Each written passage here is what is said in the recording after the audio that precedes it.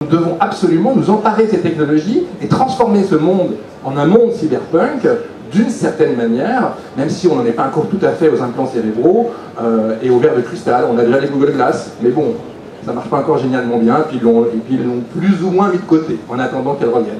Nicolas.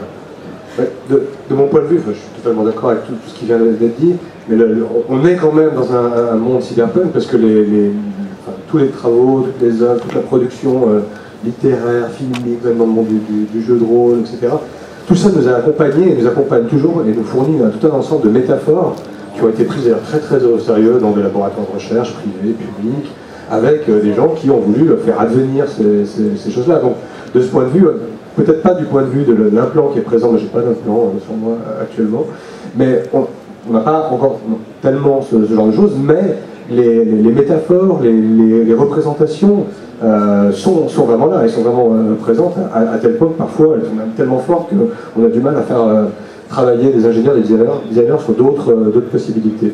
Quoi qu'il en soit, c'est cette espèce d'univers possible qui essaie d'avancer, d'être advenu. On peut pas, du mal à s'en détacher. Et de ce point de vue-là, c'est clair qu'on vit dans un océan de représentation cyberpunk, même si certaines personnes ont même un peu oublié que ça a pu être véhiculé par des auteurs comme Gibson, Starling, etc. Moi, je préciserais une chose par rapport à la définition du punk, en fait. Quand on le remet dans le contexte de la fin des années 70, début 80, c'est aussi le do-it-yourself, c'est-à-dire qu'il y a aussi une reprise en main des choses qui, à l'époque, s'est faite dans la musique, dans le roman peut-être, dans le mouvement cyberpunk, mais aujourd'hui, on le voit apparaître, puisqu'il est possible de faire un film chez soi, de faire une maquette, un disque chez soi. Il y a ce côté-là qui est quand même une prévision assez intéressante et qui n'est pas forcément associé à nos futurs, justement. C'est vraiment, n'oublions pas que le punk, ce n'est pas que nos futurs, c'est une façon de dire ras-le-bol des grosses machines, justement, et on va faire ça à la maison, on va faire des maquettes, on va recréer, on va s'approprier l'art et le recréer d'une manière en se donnant des moyens tout simples. Donc c'est un retour sur une certaine simplicité de punk, en tout cas dans la musique. Et aujourd'hui, on peut peut-être le constater dans l'art, une façon de pouvoir gérer le réseau social là-dessus, c'est vachement intéressant parce que il permet aussi d'accéder à ce qui est toujours le nerf de la guerre dans l'art, c'est la diffusion. Donc là, il y a tout un tas de réflexions à avoir là-dessus.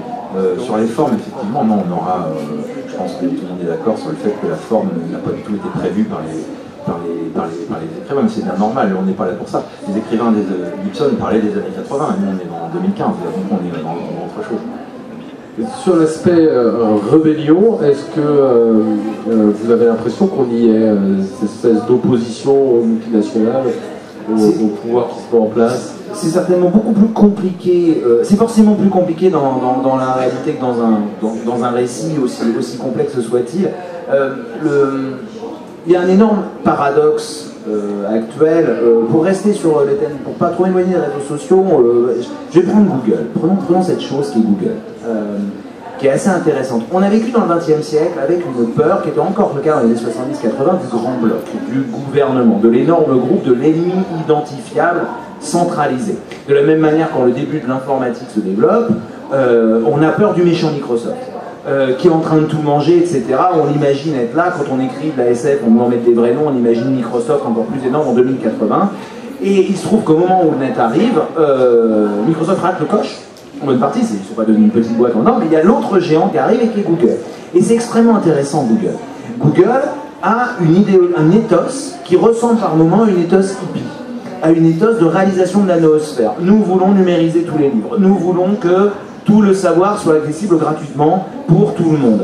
Et ils ont maintenu une espèce de mystère pendant quelques années qui était l'efficacité de Google. N'oublions pas que Google ne s'est pas imposé aux gens d'une manière très 20e siècle. C'est imposé parce que il y en a plein qui doivent le connaître comme moi. Il y a une époque avant Google où quand on voulait faire une recherche sur Internet, on avait ou des moteurs ou des programmes de métamoteurs. Moi, mes recherches à l'époque, je prenais un programme relativement lourd, un peu buggé, qui s'appelait Coppernic, je me rappelle bien, qui m'envoyait 18 moteurs de recherche et qui faisait le tri entre ça. Et un jour, Google arrive, je rentre mon mot et d'un coup, c'est mieux. Et ils ont maintenu une espèce de mystère pendant quelques années, qui était le mystère du génie dans la boîte, qui était nous, on a un algorithme qui est mieux que les autres, on ne va pas vous le donner. Qu'est-ce qu'on découvre quelques années plus tard? Pas du tout. Google a investi beaucoup plus de milliards que les autres et a des serveurs et des hangars de serveurs de données, il faudrait un ticket d'entrée de 20 à 30 milliards juste d'investissement matériel, et encore mes chiffres en quelques années, ça doit être pire maintenant, pour ne serait-ce qu'avoir la puissance de calcul qui permet à Google de l'être. Et donc on est sur des entités qui peuvent à la fois représenter une libération ou un pouvoir supplémentaire distribué d'accès à la connaissance, mais qui continuent de reposer, mais de manière indirecte, on n'a pas forcément conscience, sur une puissance industrielle qui représente exactement ces mêmes grands groupes dont on pourrait se méfier. Oui. D'ailleurs, dans Les mailles du réseau de Bruce Sterling, qui est un livre, je crois, de 86 ou 87, en fait, donc, il met en scène ce qu'il appelle la démocratie électronique, c'est-à-dire des grandes multinationales qui ont remplacé nos démocraties et qui exercent elles-mêmes leur pouvoir à l'interne comme à l'externe, selon des règles qui se veulent démocratiques. C'est exactement Google. C'est-à-dire que Google a comme règle « don't be evil », ne fais pas le mal, en fait, donc faites le bien, et comme autre règle d'être le relais de toute l'information du monde, voire de l'univers. Bon, et c'est exactement la même chose. Et quand on s'intéresse aux deux fondateurs de Google, on s'aperçoit qu'ils ont été nourris, totalement nourris de cyberpunk. Le Nexus, par exemple, le Nexus 6, Nexus 5, le Nexus 6, c'est les réplicants de Blade Runner. Et le Nexus, c'est le nom des mobiles créés avec l'OS Android, donc de Google. Et ces gens assument plus ou moins, ils l'ont moins assumé lorsque les héritiers de Dick l'ont attaqué en procès, mais assument cette référence, on va dire, à la science-fiction, au cyberpunk, de façon assez claire, et c'est logique. Lorsque l'on voit l'identité même de ce que décrivait Bruce Sterling ou William Gibson, et surtout Bruce Sterling en l'occurrence, et ce que réalise très concrètement Google avec leurs fantasmes, ils sont des fantasmes de cyberpunk. Moi j'ai lu une interview d'une femme ingénieure de chez Google qui expliquait, on lui demandait, mais bon ok, il y a des Google Glass, vous porteriez des lentilles, etc., pour être connecté en permanence, ou même un implant, mais oui, je le souhaite, je veux être connecté en permanence, à 100%, toujours, je veux mon implant. Et des équipes de chez Google ont travaillé un petit peu dessus, ont travaillé en tout cas sur les lentilles aussi, pas simplement sur les Google Glass, et le fantasme de cet ingénieur de chez Google était l'exact fantasme du cyberpunk, très paradoxalement. Oui, la virtualisation permanente du monde. Est-ce qu'on y est? Est-ce qu'on n'en est pas loin? Oui, on y est. C'est même assez terrifiant. À côté, là, tout à l'heure, il y a une démonstration de Nao. Et quand on pense intelligence artificielle, on a tendance à penser justement test de Turing, la capacité pour une machine à se faire passer pour un humain, à avoir cette liberté. Il se trouve que j'ai des étudiants avec qui je travaille par ailleurs qui font des stages en intelligence artificielle. Énormément de la recherche en intelligence artificielle se niche dans des endroits que vous ne voyez pas du tout, notamment quand vous faites des recherches sur Internet et que vous tapez du texte. Et énormément de recherches en IA et sur la manière dont la boîte de dialogue va prévoir le texte que vous allez mettre, et dont ensuite le mécanisme derrière un logiciel va prévoir ce que vous allez faire comme recherche derrière à partir des recherches et des tentatives de recherche que vous avez faites. C'est-à-dire que même les choses que vous ratez, si vous les laissez suffisamment longtemps, elles sont aussi enregistrées par le logiciel. Et donc on a en ce moment une armée de gens qui travaillent en intelligence artificielle pour prévoir avant nous ce qu'on va vouloir, et évidemment dans un outil commercial. On parle du big data. Chose extrêmement intéressante à faire, si vous le faites, je veux dire, j'aimerais bien d'ailleurs, j'ai le droit de faire un petit sondage, combien de gens ici dans l'assistance ont routé leur téléphone portable et ont installé un pare-feu? Statistiquement, et voilà, merci. Déjà, c'est énorme par rapport à une population normale. Quand on ne fait pas ça, et qu'on n'a pas un logiciel de scanner sur les applications, on se rend compte qu'une application hyper anodine, qu'on télécharge comme moi, une histoire pour son enfant de 3 ans, a accès à mes contacts, mon historique, mes favoris.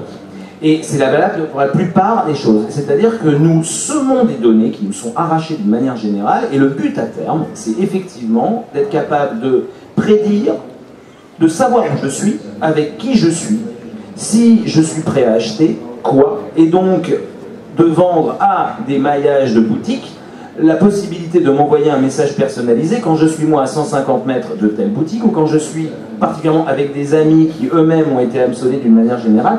Donc actuellement, il y a effectivement derrière, quand on parle de grosses machines qui fait peur, contre laquelle il est urgent de se réapproprier les objets, et là-dessus il y a toujours le malentendu d'Apple, qui est censé nous libérer en nous enchaînant comme jamais personne ne nous a enchaîné, beaucoup plus que les autres. Oui, on y est, mais cette menace dans le cyberpunk, elle est visible. Elle a la pyramide de Tyrell, elle a des implants dans ses... Et nous, non seulement elle est invisible, mais en plus c'est nous-mêmes qui acceptons de nous dissoudre dans des réseaux sociaux, et la plupart des données que nous donnons, en fait, les plus précises, les plus croisées, c'est celles que nous fournissons gratuitement, et il est parfois intéressant de se dire que des gens donc, se constituant en tant qu'individus ou autres, imaginent partager avec leurs amis sans un seul moment se poser la question d'où sont les données, qui passent toutes, en gros, par les mêmes serveurs, qui finissent en Californie et qui passent par des boîtes de serveurs qu'on verra jamais, qui analysent les flux et qui les envoient en permanence. Nicolas, je suis d'accord avec cette dimension-là, il y a une autre dimension qui était présente dans la littérature cyberpunk qu'on met un peu de côté parce qu'elle paraît très évidente, c'est l'omniprésence des écrans. À l'époque où Sterling, Gibson, les autres écrivaient, ce qu'on utilisait comme machine à l'époque, c'était principalement l'ordinateur et un peu la télévision.